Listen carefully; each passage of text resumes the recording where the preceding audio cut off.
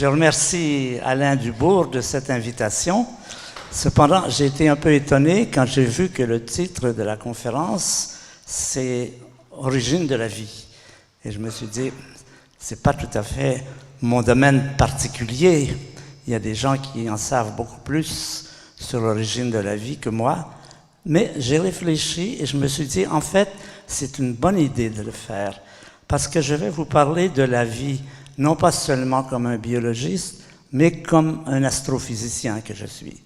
C'est-à-dire que je vais essayer d'intégrer cette question, ce problème de l'origine de la vie dans un contexte plus général qui est celui de l'origine de l'univers. Et là, il y a des dimensions nouvelles qui apparaissent et qui élargissent ce problème et qui montrent qu'en fait, c'est le cas justement chez les scientifiques, qui sont souvent très spécialisés. Ils connaissent bien leur domaine, mais ils ne connaissent pas bien les domaines qui sont aux alentours. Et je me suis dit que c'était peut-être une bonne idée de commencer par intégrer ce problème et d'essayer de voir qu'est-ce que ça ajoute à ces pensées, à ces questions, à ces interrogations sur l'origine de la vie, que de le remettre dans son contexte astrophysique avec tout l'univers, avec les étoiles et les galaxies. Donc c'est un peu ça que je vais faire. Vous n'apprendrez rien sur le plan de la biologie, du moins pas grand-chose parce que c'est pas mon domaine, mais je vais essayer de montrer comment ce problème ne peut s'envisager qu'en le généralisant à l'ensemble de l'univers et comment l'origine de la vie est un aspect particulier de l'histoire de l'univers. Alors, d'abord, je vais commencer par faire une histoire de l'univers. Et en particulier, vous citez que ces questions sont très anciennes et que Aristote, il y a 2500 ans, écrivait « L'univers est éternel et inchangeant ». C'était la vision de l'époque. Il s'est passé quelque chose depuis ce temps, il s'est passé un ensemble de connaissances scientifiques plus générales qui remettent tout à fait cette affirmation en question et qui font qu'aujourd'hui, on peut dire que, alors je vais insister sur le côté des observations. La science, ça se fait avec des observations. Les observations sont l'élément fondamental autour duquel on doit réfléchir.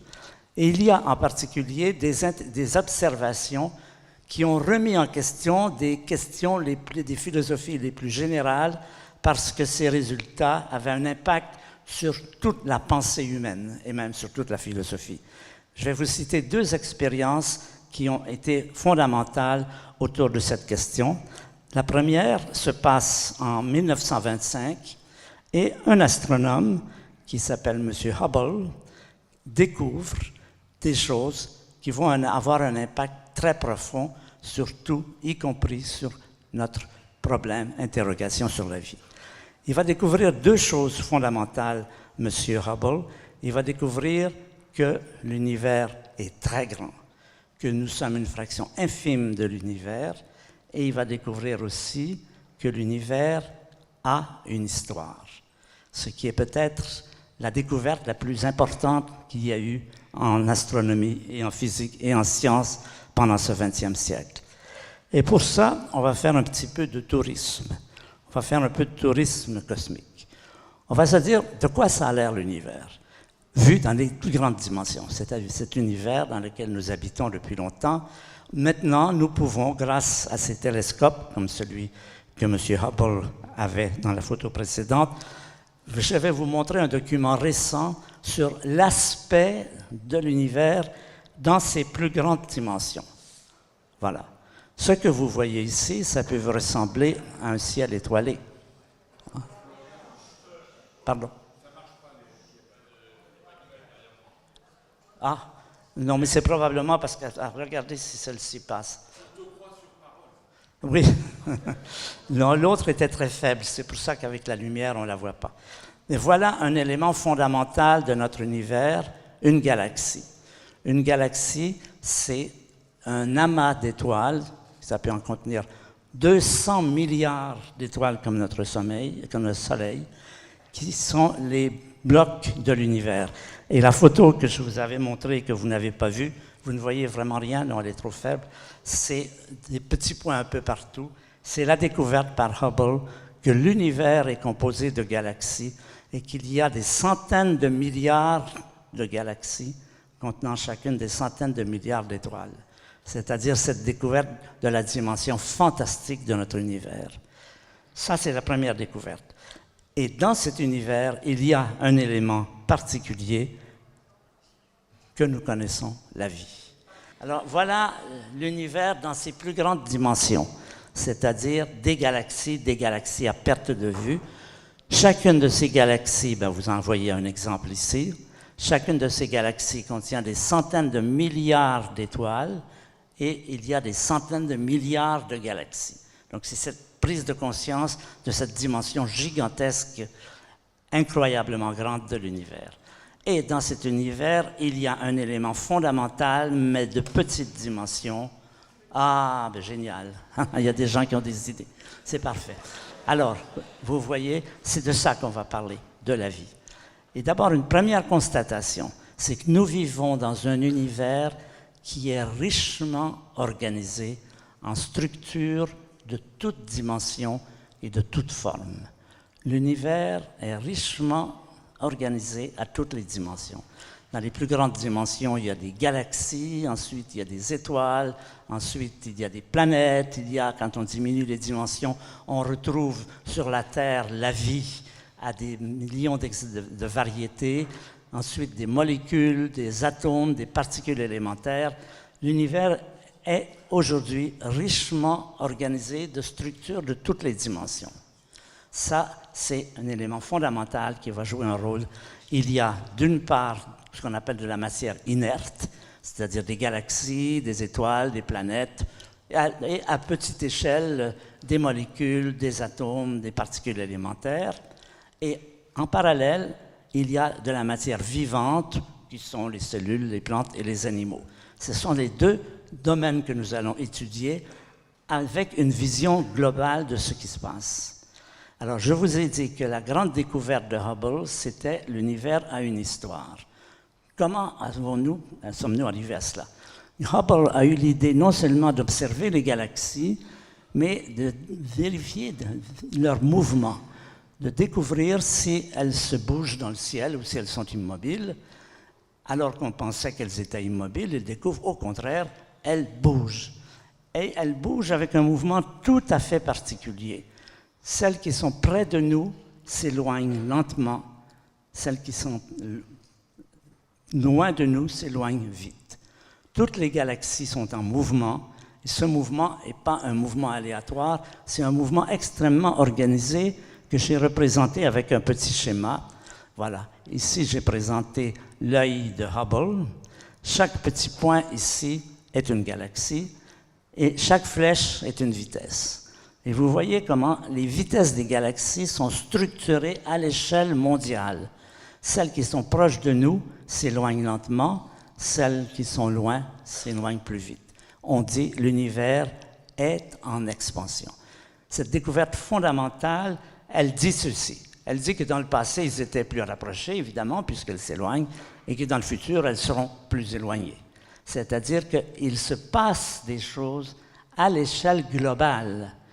L'univers n'est pas statique, il est en mouvement, il est dans ce mouvement tout à fait organisé. Entre parenthèses, ici j'ai mis l'œil de M. Hubble. N'imaginez pas que c'est le centre de l'univers. L'univers n'a pas de centre. Chaque galaxie dans cet univers, un M. Hubble qui l'habiterait verrait la même chose. C'est une caractéristique de l'ensemble de l'univers. L'univers n'a pas de centre, il n'a pas de frontières. Il s'y passe des choses. Là où il se passe des choses, il y a une histoire. Ça, c'est la première découverte fondamentale qui va avoir un impact sur tout ce que nous allons dire sur l'origine de la vie. La deuxième découverte, elle est plus récente, elle date de 1965. Et à ce moment, alors, deux astronomes de la Bell Telephone, près de New York, M. Penzias et M. Wilson, découvrent ce qu'on appelle le rayonnement fossile. Dans leur antenne millimétrique, radio, ils découvrent qu'il y a une luminosité, un rayonnement qui vient des tout premiers instants de l'univers. Alors ne me demandez pas comment on sait qu'il vient des premiers instants de l'univers, j'en aurais pour 1 heure à vous l'expliquer, mais vous pouvez me croire, c'est généralement admis. C'est ce qu'on appelle le rayonnement fossile. C'est une lumière qui vient des tout premiers temps du cosmos. Je vais vous la montrer, je vais vous montrer une photo, c'est un vrai document, c'est une vraie lumière, ce sont des ondes radio.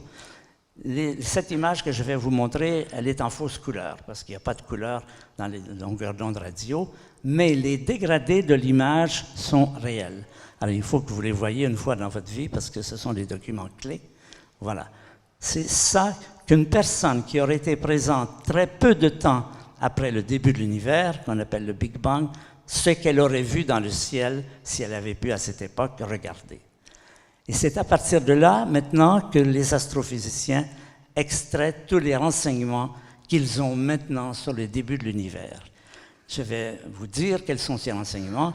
Et un des premiers renseignements et des plus importants qui va jouer, c'est qu'à cette époque, il n'y a ni galaxie, ni étoile, ni planète, ni être vivant, même pas de molécules, même pas d'atomes. Il y a quoi? Il y a une espèce de magma incandescent à des milliards de degrés, complètement désorganisé. En peu de mots, l'univers le plus ancien est sans structure. Et là, vous voyez devant vous les 2 éléments clés qui vont nous permettre de reconstituer l'histoire du cosmos. On va la reconstituer en disant, ben, on a le début, un chaos très chaud, totalement déstructuré, et aujourd'hui, un univers extrêmement structuré. Donc l'histoire de l'univers, c'est qu'est-ce qui s'est passé entre les deux? Qu'est-ce qui s'est passé? Comment cet univers totalement instructuré s'est-il organisé pour donner cet univers très structuré qui est aujourd'hui et dans lequel nous-mêmes nous sommes déjà présents? C'est ce qu'on appelle la belle histoire. La belle histoire, c'est l'histoire de comment, pour chacun d'entre nous, on peut se la poser, qu'est-ce qui s'est passé pour qu'un jour nous soyons nés? Nous soyons apparus dans cet univers. Qu'est-ce qui est arrivé à ce magma incandescent pour que, au cours de toutes ces 14 milliards d'années, c'est le nombre qu'on donne maintenant, l'âge de l'univers, 14 milliards d'années, ne me demandez pas ce qu'il y avait avant, j'en sais rien. C'est l'époque, c'est le temps, c'est notre histoire. C'est ce qu'on appelle la belle histoire. La belle histoire, c'est à la fois l'histoire de l'univers et l'histoire de chacun d'entre nous. Qu'est-ce qui s'est passé pour que nous soyons là aujourd'hui, capables de comprendre, avec notre gros cerveau qui nous permet de poser des questions. C'est ça que l'astronomie et la biologie essaient de reconstituer, c'est l'histoire de la matière qui s'organise. Ce qu'on peut dire, c'est que pendant tout ce temps, grâce aux étoiles, grâce aux galaxies, grâce à des planètes, à des quantités d'éléments dans lesquels toutes les sciences que nous connaissons, la géologie, l'astronomie, la biologie, racontent quoi? La même histoire, c'est l'histoire de comment nous sommes arrivés à être ici aujourd'hui. Alors, ce qu'on sait, c'est qu'un élément fondamental, c'est qu'il y a des lois de la physique. Les lois de la physique régissent les forces qui ont lieu, qui agissent sur la matière. Ce sont ces forces qui sont responsables de notre existence à divers degrés. La matière obéit aux lois de la physique.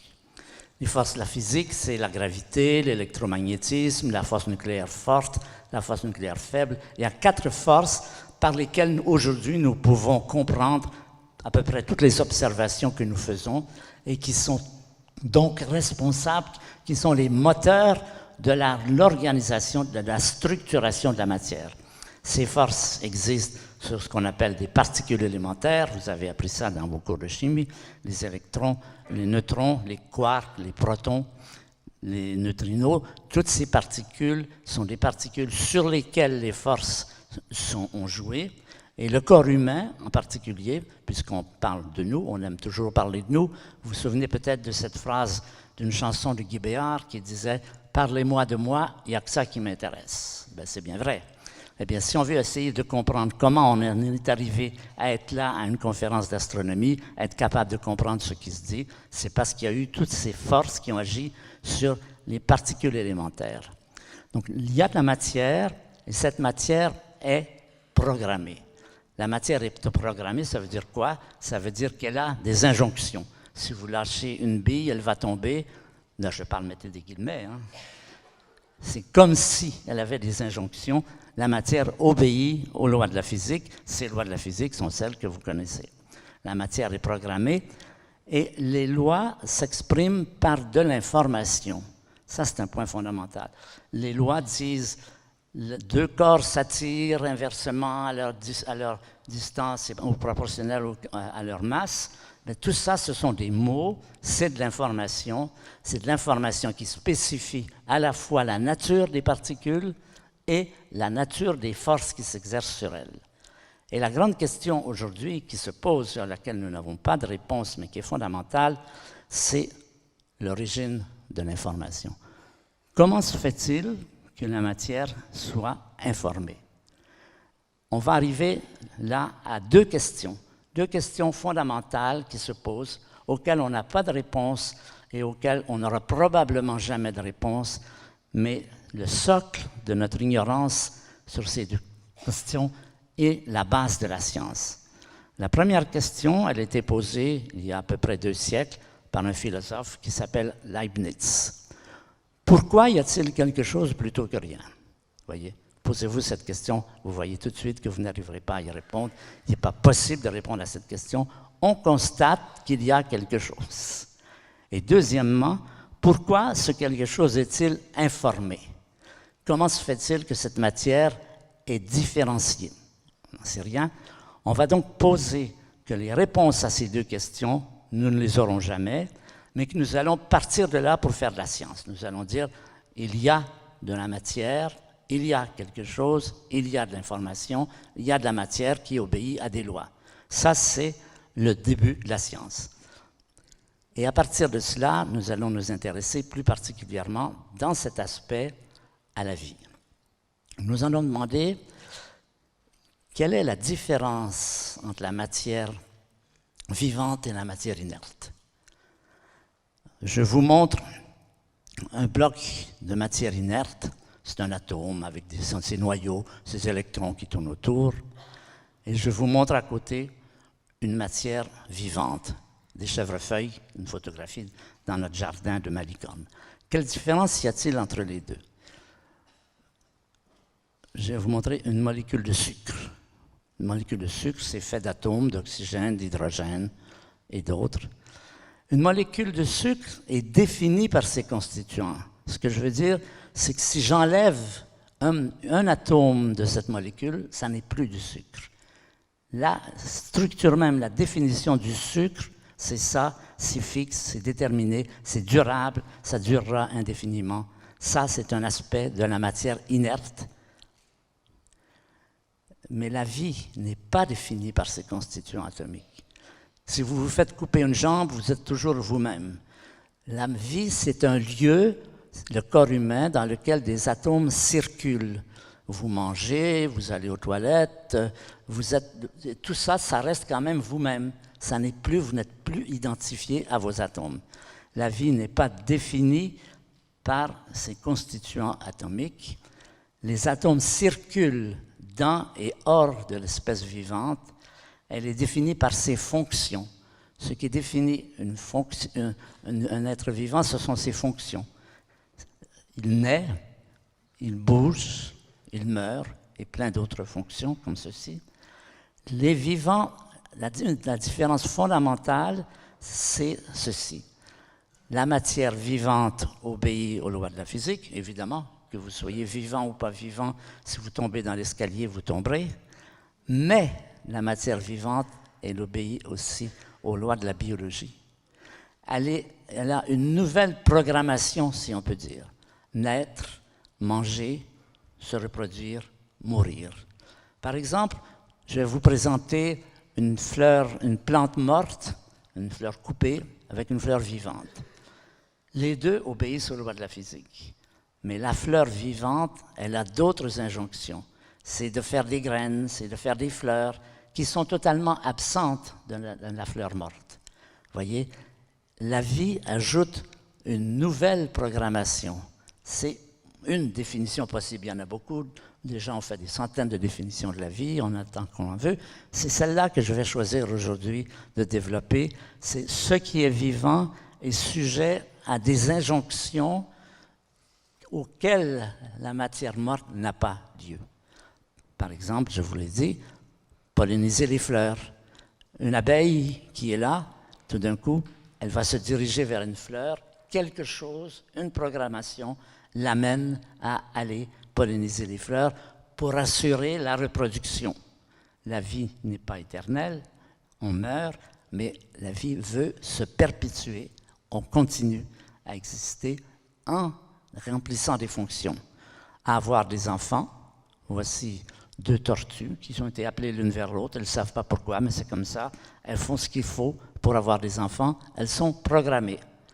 Et l'élément fondamental de chacun d'entre nous, ce qui nous a permis de sortir du néant, c'est quelque chose comme ceci.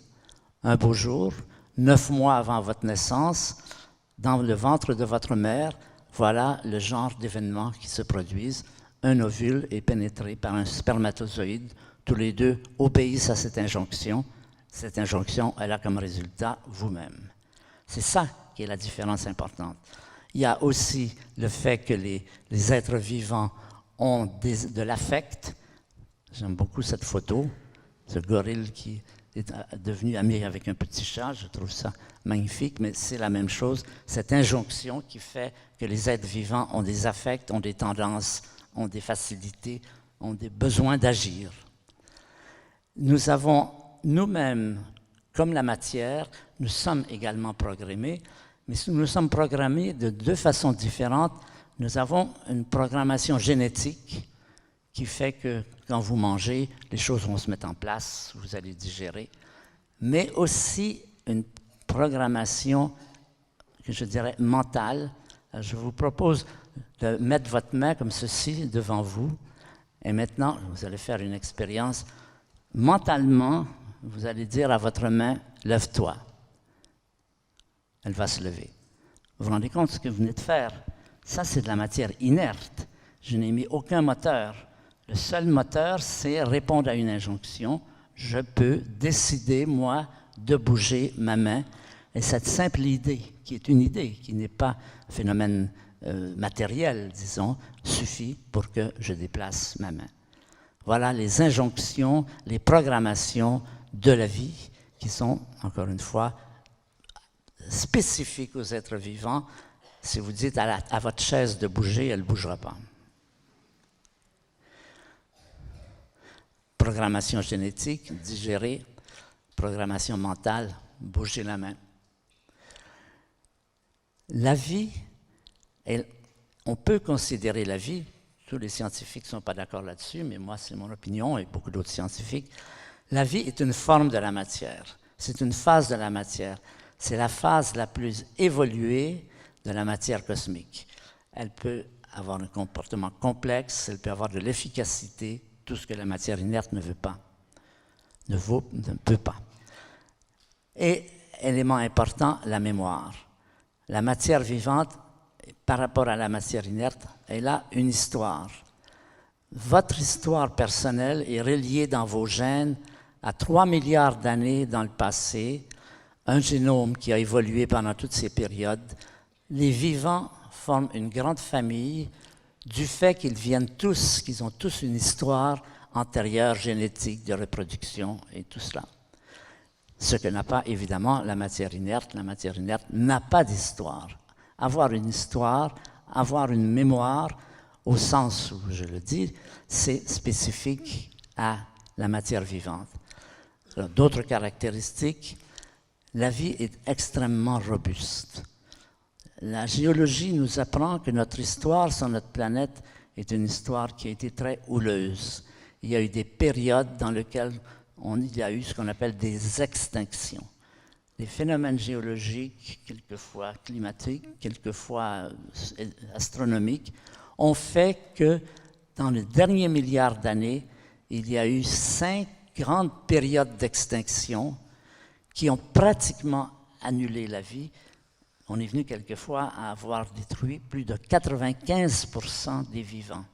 Mais la matière, elle a ses qualités.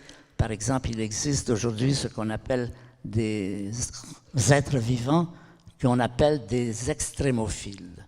Ce sont des molécules, des cellules plus exactement, qui sont capables de résister à des conditions extrêmes. Plus chaud que de l'eau bouillante, dans la radioactivité intense, dans le froid. Justement, on a appris récemment, grâce à M. Pesquet, celui qui a fait ces périodes sur l'ISS, M. Pesquet a trouvé, ou ses amis, en sortant de leur sonde spatiale, sur l'extérieur de la sonde spatiale, des petites cellules vivantes qui étaient là depuis des mois et qui étaient encore vivantes, c'est-à-dire qui ont pu vivre dans le vide. La sonde spatiale, l'ISS, elle va dans le vide où il n'y a rien. On était sûr qu'aucune vie ne peut vivre dans la sonde spatiale, ça n'est pas vrai. On trouve que la vie a des propriétés, des robustesses absolument extraordinaires. Et une question qui se pose à nous, et à laquelle on va répondre, pourquoi est-elle apparemment si rare dans l'univers?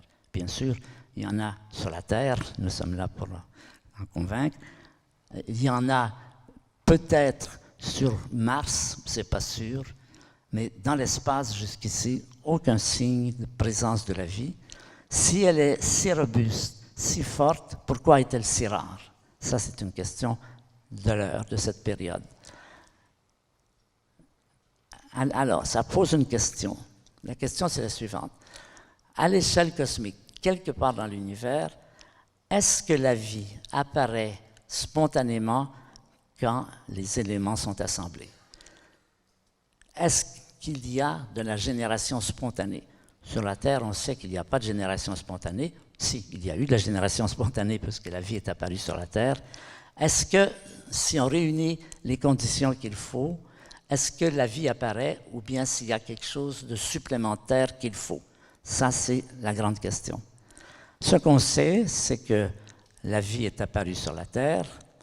Il y a environ, on sait que quand la Terre est née, il y a 4,5 milliards d'années, la Terre était une boule de lave incandescente à des milliers de degrés. Il y a 4,5 milliards d'années. On sait qu'à 3,8 milliards d'années, donc 700 millions d'années plus tard, les océans pullulent, les cellules vivantes pullulent dans l'océan. Il s'est passé quelque chose sur la Terre entre 4,5 milliards et 3,8 qu'on ne comprend pas. On n'a aucune théorie aujourd'hui totalement crédible pour dire qu'est-ce qui s'est passé pour que sur cette matière inerte, incandescente, la vie soit apparue. Mais ce qui est certain, c'est que la vie est apparue sur la Terre. Encore une fois, la preuve, c'est que nous sommes là. Et on a plusieurs hypothèses, mais en particulier, une qui est intéressante, c'est qu'on a découvert il y a quelque temps que dans l'océan, il y a des volcans au fond de l'océan. Dans ces océans, au fond de ces océans, il y a des volcans où il y a de l'eau qui est extrêmement chaude et on trouve, voici une image de ce qu'on appelle les fumoirs, ce sont ces volcans qui laissent échapper de la fumée qui vient de l'intérieur de la Terre. On s'attendait à ce que tout cela soit inerte, pas du tout. On a découvert que là, au fond de l'océan, il y a une faune et une flore incroyables, des êtres vivants extrêmement étranges, qui fonctionnent non pas comme nous à partir de la chimie de l'oxygène, mais à partir de la chimie du soufre, et que ces vivants se sont développés. Et une idée qui est assez présente chez les biologistes, mais qui est loin d'être prouvée, c'est que c'est là, dans le fond des océans, là où la lumière ne pénètre pas, que les premiers vivants sont apparus. Mais c'est encore une hypothèse, ce n'est pas du tout certain. La vie semble rare dans l'univers. Est-ce qu'elle est vraiment rare? Ça, c'est une question. Aujourd'hui, il y a des recherches qui sont intéressantes, qui mèneront peut-être à quelque chose, qui montrent que on a découvert récemment, il y a une vingtaine d'années, que notre système solaire, avec un soleil au centre et des planètes autour, n'est pas du tout unique dans l'univers. Beaucoup d'étoiles autour de notre soleil ont des systèmes planétaires, des planètes différents d'une autre, mais en gros assez semblables. Et c'est là qu'on cherche aujourd'hui, est-ce qu'il y a sur ce qu'on appelle des exoplanètes, on en connaît plus de 3000 aujourd'hui, est-ce qu'il y a là de la vie? Il est possible que dans les années qui viennent, c'est une possibilité, mais ce n'est pas du tout une certitude, qu'on trouve qu'il y a de la vie. C'est possible. Mais jusqu'ici, nous n'avons aucune preuve de la vie hors de la Terre. Pourquoi est-elle si rare? Alors, les hypothèses, évidemment, circulent, tout le monde a son idée là-dessus. Une des plus inquiétantes, je dirais, c'est est-ce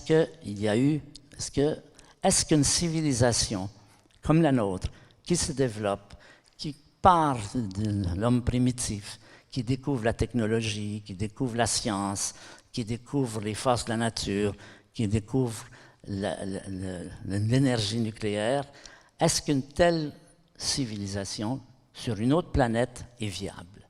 Alors si on se pose la question, on ne sait pas, mais regardons notre cas. Regardons notre Terre et rappelons-nous de la guerre froide. La guerre froide, ça a duré de 1950 à 1990. C'est une période où on est passé à plusieurs reprises à 2 doigts d'une guerre nucléaire. Que ce soit Cuba, que ce soit Charlie, Checkpoint, que ce soit ce qui s'est passé à Berlin. On est venu vraiment à 2 doigts et ce fait. Maintenant, la situation est un peu calmée, encore que le président coréen aujourd'hui revienne sur le sujet, comme vous savez. Mais la leçon que nous devons apprendre, c'est que nous sommes venus très près de notre propre annihilation. Et notre annihilation, elle est venue de quoi? De ces bombes atomiques. Et ces bombes atomiques, qui les a fabriquées? C'est nous. Et nous les avons fabriquées parce que nous avons découvert la force nucléaire. Vous voyez, ça veut dire ceci. Quand une civilisation extraterrestre se développe, à un moment donné, on peut supposer qu'à un moment donné, ils découvrent la technologie, il faut manger, tout ça. Ils découvrent les forces de la physique, ils découvrent l'énergie nucléaire, et en même temps, ils font des travaux de balistique pour avoir des fusées. Combien de temps se passe entre le moment où une telle civilisation découvre cette technologie et le moment où elle s'annihile elle-même? Si vous prenez notre cas, s'il y avait eu ce résultat possible de la guerre froide, ce n'est pas un siècle. Il n'y a pas un siècle qui est passé entre le moment où on a découvert l'énergie nucléaire et le moment où on a découvert, où on est venu à 2 doigts de s'annihiler. C'est-à-dire que l'élément important, c'est que est-ce qu'une civilisation intelligente est capable d'éviter de se saccager elle-même, soit par l'énergie nucléaire, soit l'autre problème aujourd'hui, qui est tout aussi grave, qui est celui du saccage de la biosphère, le problème de l'environnement, le problème de l'écologie et tout cela. Ça s'appelle le paradoxe de Fermi. Fermi est un physicien italien qui avait eu cette idée dans les années 1950, quand on demandait, Fermi disait, quand on lui disait il y a des extraterrestres, il disait pourquoi je ne les vois pas autour de moi. Son idée, c'est que si une civilisation avait pu durer suffisamment longtemps, elle aurait pu arriver au point où elle pourrait voyager et venir chez nous. Le fait qu'on n'en ait pas, pour lui, était une possibilité assez macabre, que ce problème de la coexistence d'une civilisation intelligente avec elle-même pose la possibilité de sa destruction. Et je vous rappelle la fameuse phrase de Pascal, « Le silence éternel de ces espaces infinis m'effraie ». Je pense que si on le prend, non pas dans le sens où Pascal le prenait, c'est-à-dire on ne voit rien à l'extérieur, on ne voit pas d'être vivant, mais que cela impliquerait que la durée des civilisations intelligentes est courte par rapport à ce problème que pose de survivre à sa propre puissance. Bon, c'est une hypothèse un peu triste, si on peut dire, mais je crois que c'est intéressant de la considérer. Ce n'est pas impossible. Alors, on va continuer à parler justement, la vie, c'est ce qui permet à la matière de s'organiser, et on va parler de la croissance de la complexité cosmique. On va définir pour les systèmes cosmiques ce qu'on va appeler l'activité. Combien d'énergie ils émettent, combien d'énergie ils émettent dans leur activité. Alors, si je vous demande, comparons notre corps à nous avec le Soleil. Notre corps à nous, l'énergie qu'on émet, c'est à peu près 100 watts. C'est à peu près l'équivalent d'une lampe de 100 watts. Le Soleil, c'est beaucoup, beaucoup, beaucoup plus, évidemment. Mais on va reposer la question autrement. On va dire, quelle différence entre l'énergie émise par notre corps et l'énergie du Soleil par gramme? Si on dit, oui, le Soleil il est beaucoup plus gros, bien sûr, donc pour avoir un jugement plus objectif, on va dire, quelle est la différence entre l'énergie que le Soleil émet et notre corps, le Soleil émet? Eh bien, vous ne me croirez pas, mais nous sommes 100 000 fois plus actifs que le Soleil par gramme de matière. Les étoiles émettent très peu d'énergie par gramme. Et dans l'univers, on a des échelles qui sont les suivantes. L'énergie émise par le Soleil, c'est à peu près 2 en termes d'erg par gramme par seconde, mais n'importe si ça ne vous dit rien. 2. Les plantes, c'est 1000 fois plus. Les animaux, c'est 100 000 fois plus. Et les ordinateurs, c'est des millions de fois plus. C'est-à-dire qu'il y a une gradation dans l'activité des êtres vivants. Les ordinateurs ne sont pas vivants, mais ils ont été produits par des êtres vivants. C'est le produit de l'activité humaine. Il y a une gradation. Les étoiles sont presque inactives par rapport aux plantes, aux animaux et aux ordinateurs. Et on a la même gradation quand on regarde quelle fraction de l'univers aujourd'hui est très actif. Et ça dit à peu près ceci. Les étoiles et les galaxies sont peu actives, représentent une fraction importante de la masse de l'univers. Les êtres vivants n'occupent qu'une minuscule fraction de la masse planétaire et les ordinateurs une infime fraction de la masse des êtres vivants. Vous voyez, il y a beaucoup plus de matière qui est restée très peu organisée, très peu complexe, que de matière qui est devenue de moins en moins complexe. Et maintenant, je vais vous présenter une petite collection des hauts lieux de l'organisation cosmique. Où sont les lieux dans lesquels il y a le plus d'énergie? Où sont les lieux dans lesquels la matière s'organise? Et je commence par une première image. Ce que vous voyez devant vous, c'est une collision de galaxies. Vous avez 2 galaxies, une qui est ici, le centre est là, l'autre est là. Ces 2 galaxies entrent en collision. Et qu'est-ce que ça produit quand 2 galaxies entrent en collision? Les galaxies, c'est pas solide, ça fait pas toc comme des boules de billard. Ça produit, le résultat des collisions entre les galaxies, c'est un fantastique accroissement du taux de formation d'étoiles bleues. Vous voyez, toutes ces étoiles bleues que vous voyez ici sont des étoiles qui ont été provoquées par cette collision. Il y en a aussi des 2 côtés. Or, ces étoiles sont des grandes productrices d'atomes d'oxygène en particulier. Sachant que notre corps humain est fait de 60% d'oxygène, notre corps humain, en grande partie, débute l'histoire de notre corps par des collisions de galaxies qui produisent des étoiles géantes bleues, qui produisent ces atomes d'oxygène, aussi de carbone et d'azote. C'est-à-dire que vous voyez là un haut lieu de où et comment la matière s'est organisée, la matière du corps de chacun d'entre nous. Un des premiers chapitres de notre histoire ancienne, ça j'appelle les hauts lieux de la complexité, un des premiers chapitres de notre histoire, c'est là. C'est quand des galaxies entrent en collision, qu'elles forment des étoiles géantes bleues, lesquelles forment les atomes d'oxygène qui sont les principaux constituants de nos corps. Donc voilà un des hauts lieux de notre histoire, de comment nous en sommes arrivés à être ici. Un autre haut lieu, c'est quand des étoiles se forment. Alors ici, vous avez une nébuleuse telle qu'on en trouve un peu partout dans la Voie lactée. Quand vous regardez la Voie lactée l'été, vous voyez que c'est un enchevêtrement de luminosité et de régions obscures. Eh bien, ces régions obscures sont un peu comme les placentas, là où les étoiles se forment. Ces lieux, ces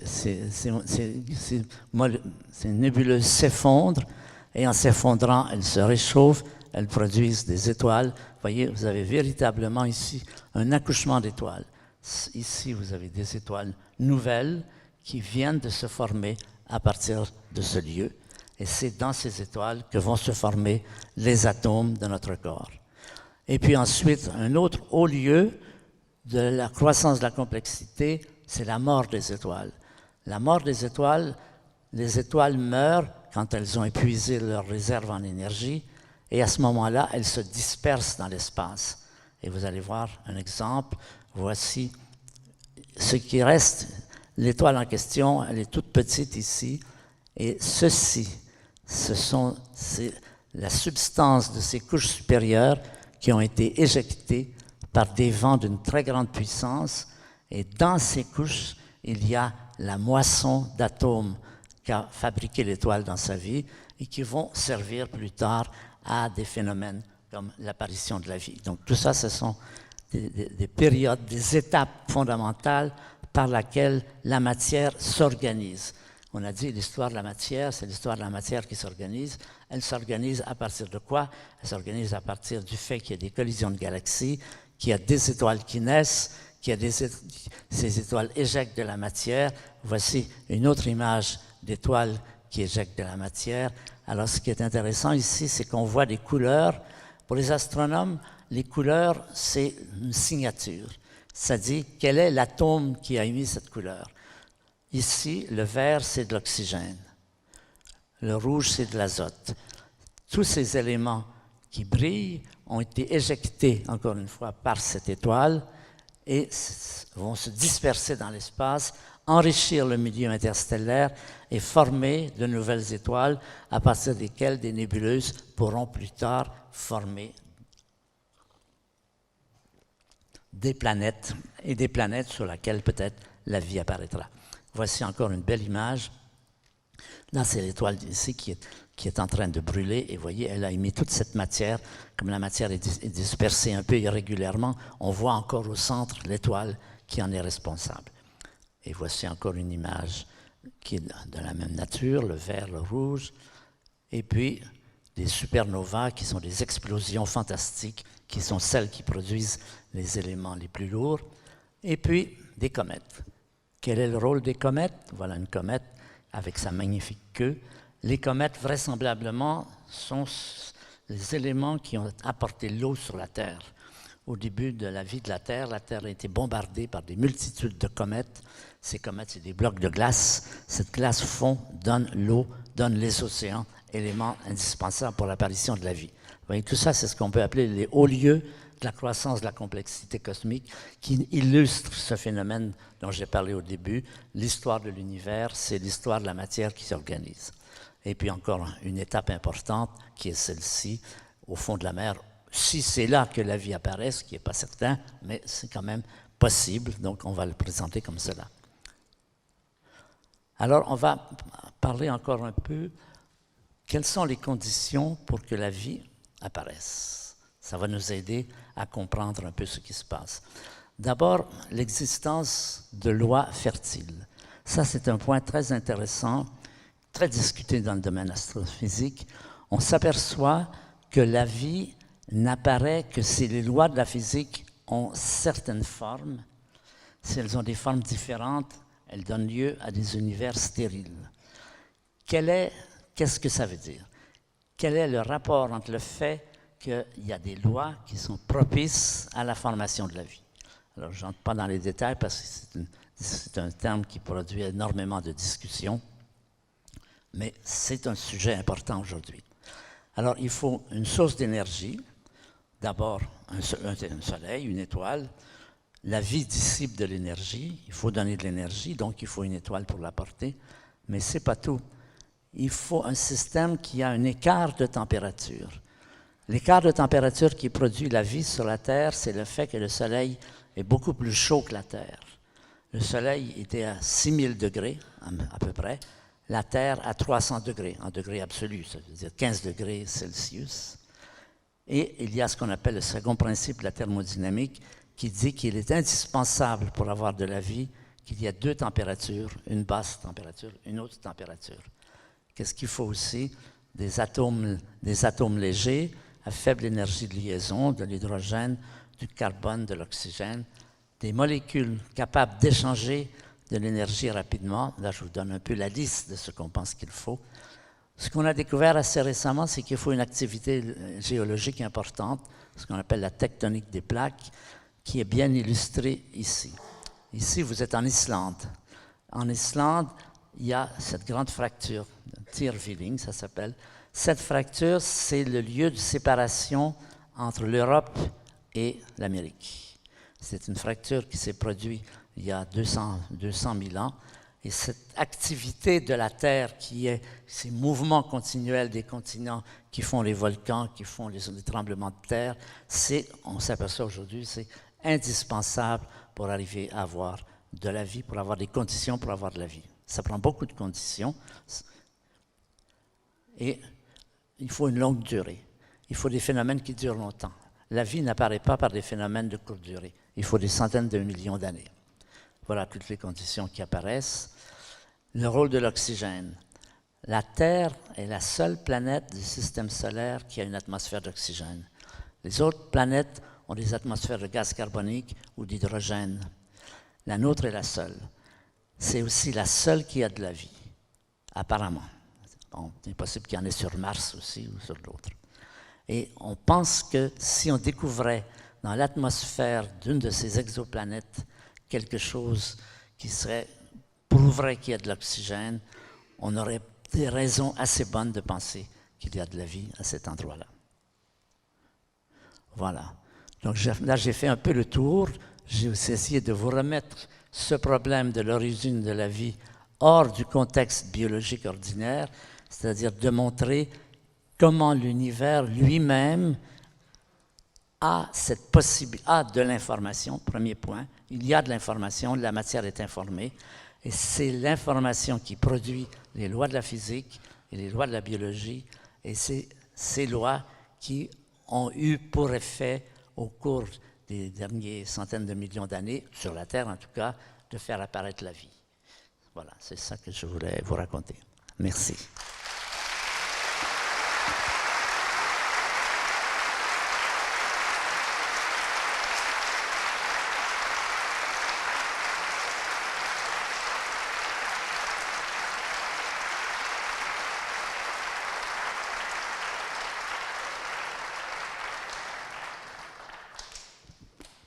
On a prévu une période de questions. Donc, si vous avez des questions ou même des commentaires, ce n'est pas nécessaire de formuler des questions. Ça peut être intéressant pour tout le monde. On va vous apporter un micro pour ceux qui voudraient poser des questions. Est-ce qu'on peut remettre la lumière, s'il vous plaît? Oui. Juste Hubert Rive, une question. Vous indiquez que la matière inerte n'a pas d'histoire. Or, juste à côté, le Muséum d'histoire naturelle nous a prêté des météorites qui sont admirables. Je vous invite à regarder. Ils ont une histoire, ces météorites. Ben, ça dépend de ce qu'on appelle avoir une histoire, évidemment. Une histoire, je veux dire quelque chose qui vous relie à tout le restant. Les êtres vivants, nous sommes tous reliés au fait que la vie s'est développée, mais toujours la vie produit la vie. Aucune vie ne vient spontanément. Aucune vie n'est isolée. Chacun peut se relier à une famille et plus loin à beaucoup d'animaux qui ont évolué et tout ça. La vie forme une très grande famille par des liens d'une histoire ancienne, les histoires d'accouplement, les histoires, tout cela. Ce que la matière n'a pas. Les météorites, c'est des cailloux, c'est de la matière inerte. Ils n'ont aucune des propriétés de la vie, évidemment. Oui, je voulais vous demander, puisque l'univers a une histoire, Oui. est-ce que ça veut dire que la question de qu'est-ce qu'il y avait avant le Big Bang n'a aucun sens, puisque le temps n'existait pas? Alors ça, là, vous affirmez quelque chose qui est une question. Le temps existait-il avant le Big Bang? On n'en sait rien. Si je vous demande quel âge a le temps, qu'est-ce que vous pouvez répondre? Eh bien, vous pouvez dire le temps est au moins aussi vieux que les premiers habitants de l'univers. Quels sont les plus vieux habitants de l'univers? Il y en a deux types. Il y a des étoiles et des atomes. Les étoiles, on ne connaît aucune étoile qui a plus de 14 milliards d'années. Jamais on a découvert une étoile qui a plus de 14 milliards d'années. Même chose pour les atomes.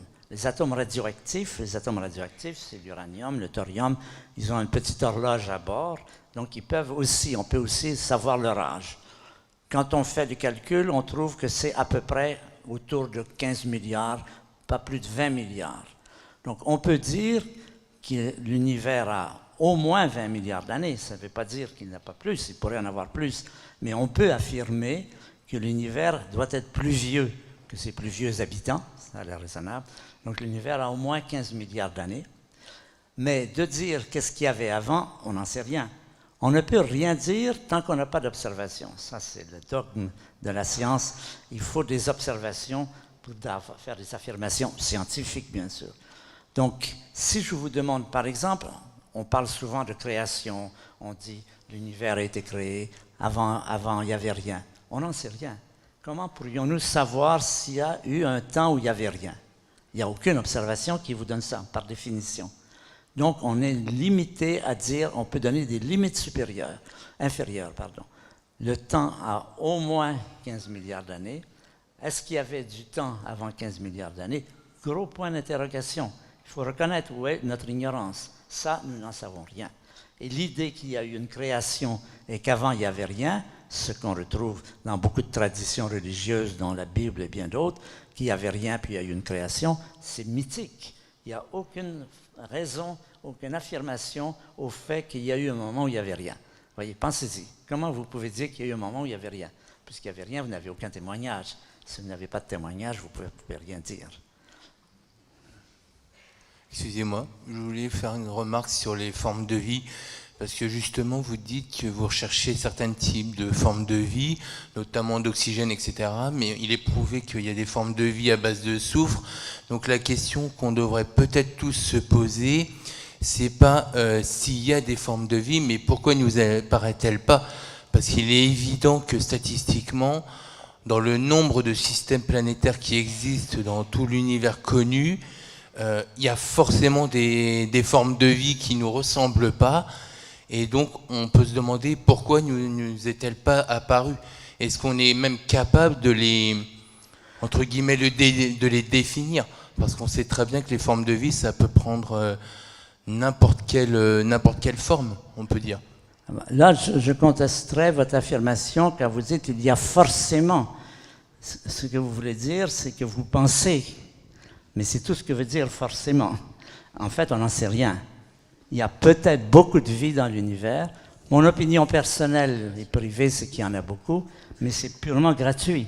Je n'ai aucune preuve de cela. Il se peut que cet univers soit peuplé par des millions de civilisations avec des conférences, de journées du patrimoine, avec des gens qui viennent discuter pour savoir s'il y a d'autres formes de vie ailleurs. C'est tout à fait possible. Mais c'est peut-être l'inverse, c'est peut-être possible aussi. Nous sommes peut-être la seule forme de vie. Point de vue scientifique, on ne peut rien affirmer quand on n'a pas des éléments de preuve. Donc on est face à une ignorance totale sur la vie qu'il y a ailleurs que chez nous.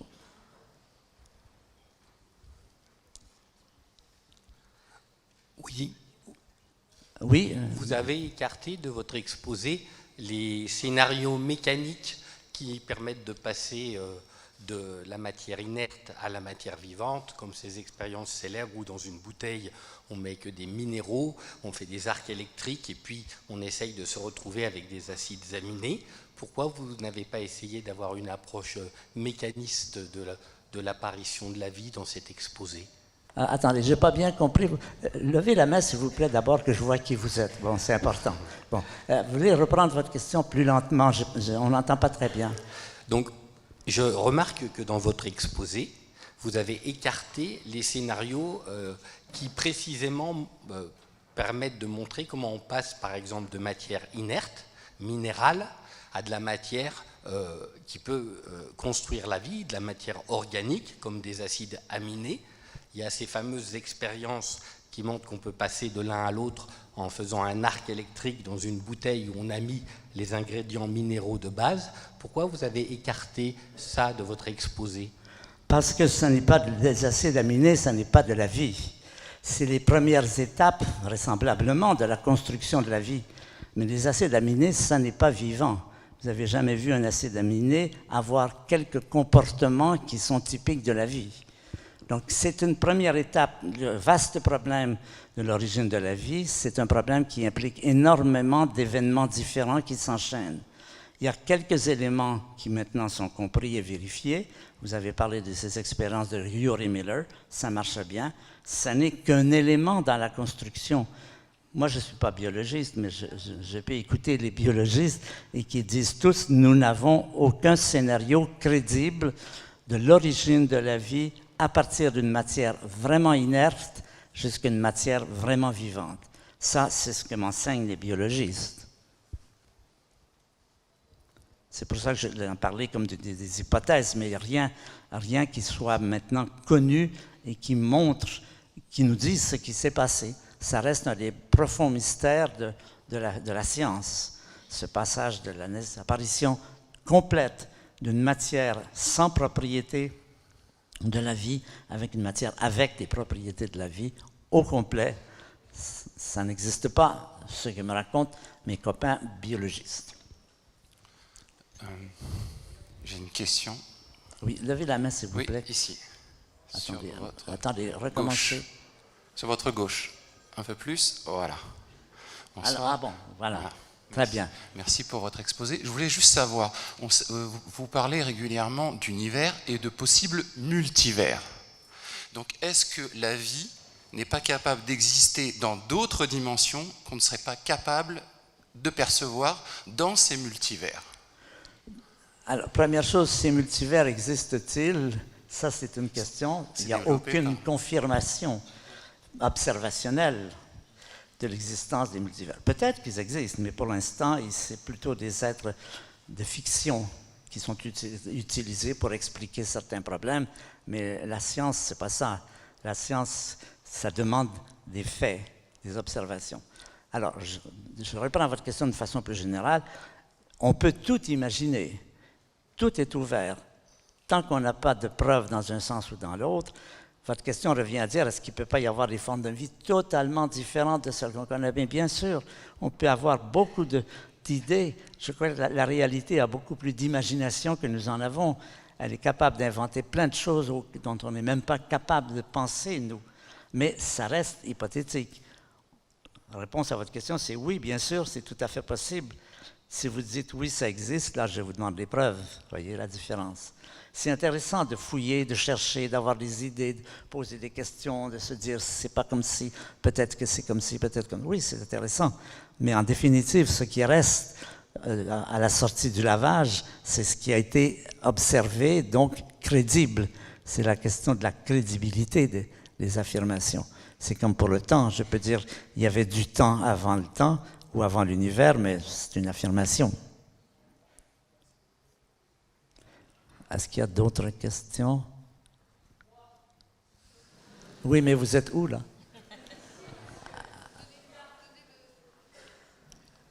Ben, il y a une lumière, je ne vois pas bien.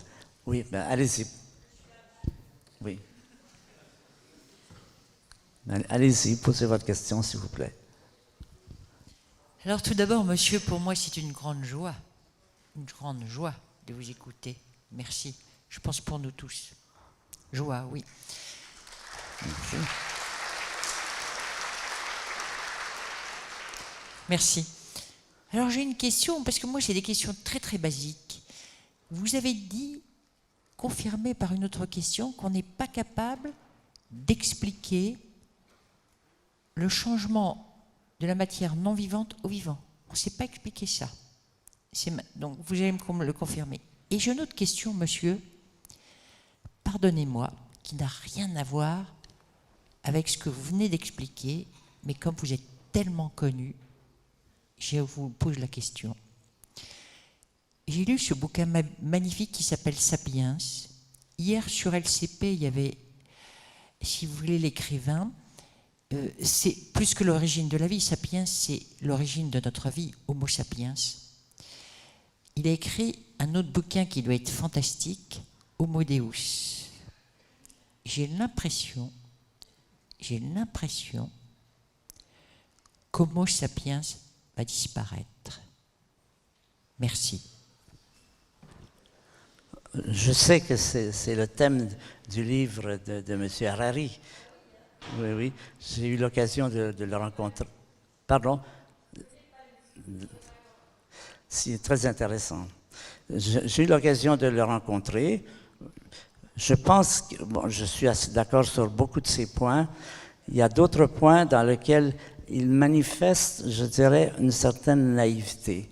C'est-à-dire, il défend l'idée que la science contemporaine va, comme vous avez dit, faire disparaître l'être humain, mais surtout qu'elle va faire disparaître les religions. Parce que, dit-il, quand on aura suffisamment d'organigrammes, de big data, les religions disparaîtraient. Alors, je lui donne comme objection, au début du XXIe siècle, nous avons vu surgir la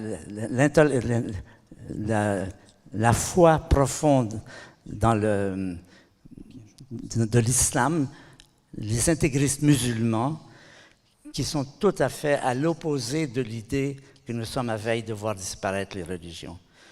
Au XXIe siècle, on tue encore pour Dieu, pour l'image de Dieu. Ça me paraît incompatible avec l'idée qu'on est en train de faire disparaître les religions. Les religions sont quelque chose de très profond dans l'humanité, quelque chose qui est durable apparemment et qui amène aux meilleures choses et aux pires excès, évidemment. Mais de penser que la science va éliminer cette puissante motivation du comportement humain. Je prends la religion comme une motivation du comportement humain qui, chez certaines personnes, donne lieu au Bataclan, par exemple, c'est-à-dire tuer pour l'image, pour la figure de Dieu. Mais moi, ça ne me paraît pas du tout évident que nous allons vers une diminution de l'importance des religions, non plus que l'importance de la politique, dont il dit que maintenant, c'est les ordinateurs qui vont régler tous les problèmes. Regardez 4 élections. L'élection de M. Trump aux États-Unis, l'élection de M. Macron, l'élection de M. Au Canada, Trudeau, oui, sont totalement à contre-courant de tous les sondages politiques. Aucune de ces élections n'a été prévue correctement par la politique. Ni celle de Trump, évidemment, parce que personne n'y croyait, ni celle de Macron. Ben si, Macron, mais on ne pensait pas qu'il allait l'apporter avec d'une telle façon. C'était totalement stupéfiant. On pouvait supposer qu'il allait gagner, mais pas qu'il allait l'emporter comme ça. Ni celle de monsieur, comment est-ce qu'il s'appelle, en Autriche, l'écologiste qui l'a emporté, ni le Brexit. Coup sur coup, on voit à la faillite des sondages politiques. Alors, de dire qu'on est en train, en accumulant les données, de voir disparaître la politique, moi, je n'y crois pas. Ça me paraît pas, c'est intéressant, mais ça ne me paraît pas compatible avec ce qu'on voit. Et justement, il y a 2 jours à la télévision, il y avait une émission très importante sur le terrorisme. Et on posait la question, comment se fait-il que dans chaque cas d'attentat terroriste, les auteurs étaient connus par les centres de renseignement? Ils étaient connus, ils étaient fichés. Comment se fait-il que c'est un tel échec? Eh bien, les gens ont donné la réponse, parce qu'il y a trop de données. Quand vous avez assemblé trop de données, vous ne savez plus quoi en faire. Vous ne savez plus en tirer des conclusions. Donc, je suis sceptique sur les rêves de M. Harari. Bon, c'est une position personnelle, mais ça ne m'a pas beaucoup convaincu. Pardon? Ça, je ne sais pas. Non, il ne m'a pas convaincu, non. Non. Ben, parce qu'il y a ces objections. de dire qu'on voit Auguste Comte en 1850, il y a eu d'abord l'époque des religions, ensuite l'époque de la philosophie, ensuite l'époque de la science, et les religions et la philosophie vont être effacées. En 1850, c'est loin de Daesh, ça. Daesh est la preuve du contraire, que la religion n'est pas du tout absente de l'activité humaine, qu'elle est d'une certaine façon aussi présente qu'elle l'a toujours été, s'il faut dire les choses. Plus, je ne sais pas, mais au moins autant. Bonjour. Bonjour. Oui. Je suis en face de vous. En face. Ah, je vous vois. Parfait. Voilà. On a retrouvé de la matière organique sur la surface de Titan. Est-ce que c'est la forme de vie, enfin, ce qui se rapprocherait d'une forme de vie, le plus proche de la forme de vie à notre connaissance en dehors de notre planète? Attends, répétez s'il vous plaît le début, j'ai manqué le début. On a observé, une sonde a observé, je ne me rappelle plus le nom, de la matière organique qui couvrirait tout le sol de Titan. Tout le sol de Titan. Titan. Titan, oui. La satellite de Saturne. Tout à fait. Oui, oui. C'est du méthane et de l'éthane, oui. Tout à fait. Et donc ça, est-ce que c'est ce qui se rapprocherait le plus de la vie en dehors de la planète Terre? Non, on a trouvé sur certaines météorites, on a trouvé des acides aminés beaucoup plus complexes. Sur la météorite Hutchison, par exemple, on a trouvé de la glycine, c'est-à-dire un des 4 acides aminés du code génétique. On trouve dans beaucoup d'endroits des molécules complexes qui sont, si on peut dire, les premiers pas vers la vie, bien sûr, qui sont beaucoup plus complexes que ce qu'on a sur Titan. Titan, les données sont moins connues. On sait qu'il y a du méthane, de l'éthane, 3 ou 4, mais on n'a pas jamais trouvé d'acide aminé sur Titan. Mais même si on en trouvait, encore une fois, on peut considérer ces molécules comme des étapes dans l'évolution, mais un acide aminé n'est pas vivant au sens d'avoir les fonctions du vivant. Du moins, on ne les a jamais vus se manifester de cette façon. Oui. Qu'est-ce que vous pensez de l'hypothèse, justement, quand on a trouvé ces briques de vie dans des météorites, de l'hypothèse que les briques de la vie seraient arrivées sur Terre par les météorites? Ils sont arrivés sur Terre par les météorites et que, l'agencement de ces briques se fait sur la Terre, quoi. Alors, c'est fait effectivement qu'on trouve ces météorites dans lesquelles il y a les briques de la vie, et il y a une idée qui est présente et qui n'est pas idiote à mon avis, c'est est-ce qu'il est possible, nous savons que nous recevons sur la Terre des météorites qui viennent d'autres planètes, de Mars en particulier. Il y a une collection de météorites dont on a la preuve qu'elles arrivent de Mars. Comment elles arrivent-elles de Mars? On appelle ça le billard cosmique.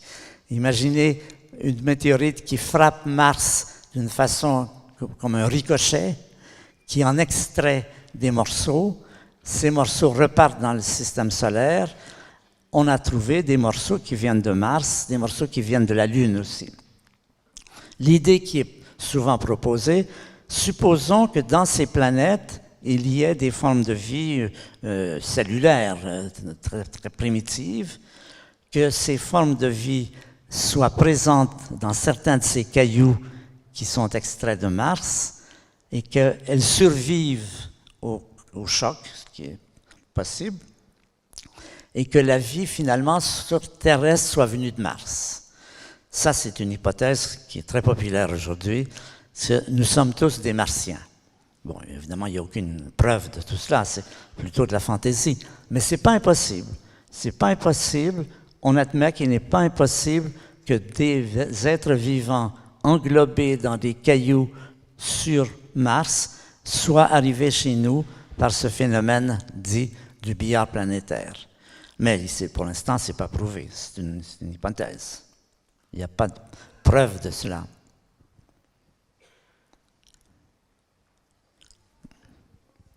Est-ce qu'il y a d'autres questions? Là-haut. Ah, parfait. Allez-y.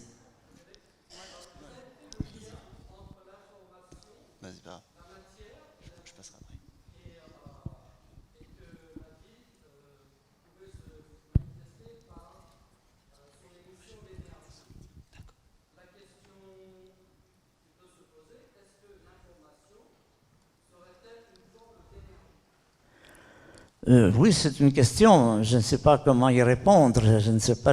J'ai jamais vu cette question abordée. Ce serait intéressant, mais je ne peux pas vous répondre. Il faudrait avoir des preuves là aussi. Il faudrait pouvoir développer ça d'une façon crédible. Mais je ne peux pas vous répondre là. Bonjour. Merci pour votre présentation. Je suis juste en face de vous aussi, un peu à votre droite. Ça, on va dire que c'est midi, 1 heure, 2 heures, 3 heures. 2 heures 3 heures. On a fait un voyage dans le temps. Oui. Et j'ai bien suivi votre présentation.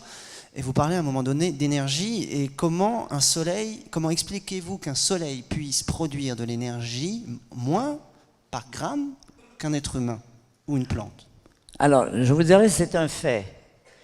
Alors, cherchez l'explication, mais c'est un fait, ça peut se calculer. On connaît la masse du Soleil, on connaît aussi l'énergie qu'il émet. Donc, si on veut l'énergie par gramme, eh bien, on divise l'énergie par la masse. Et si on prend le corps humain, on peut faire la même chose. Comme je vous ai dit, le corps humain est équivalent à peu près à 100 watts. Une lampe de 100 watts, c'est à peu près l'énergie quand vous réfléchissez vraiment intensément. C'est à peu près ça que ça produit. Si vous êtes dans une pièce comme ici et qui est glacée, la pièce se réchauffe assez rapidement, même si elle n'est pas glacée d'ailleurs. Chacun d'entre nous émet autant d'énergie qu'une ampoule de 100 watts. Alors, on fait ce calcul pour le corps humain et on trouve une certaine valeur, quelques milliers d'ergs par gramme seconde, et on fait ce même calcul pour le Soleil, on trouve 2 ergs par gramme seconde. Les physiciens savent ce que je veux dire. Eh bien voilà, c'est un chiffre. Alors, si vous voulez l'expliquer, c'est autre chose. Je vous dirais, c'est d'abord une constatation. C'est une observation. C'est que le Soleil, il est très gros. Ça lui permet, même s'il n'émet pas beaucoup d'énergie par gramme, comme il a beaucoup de grammes, ben, ça fait beaucoup d'énergie.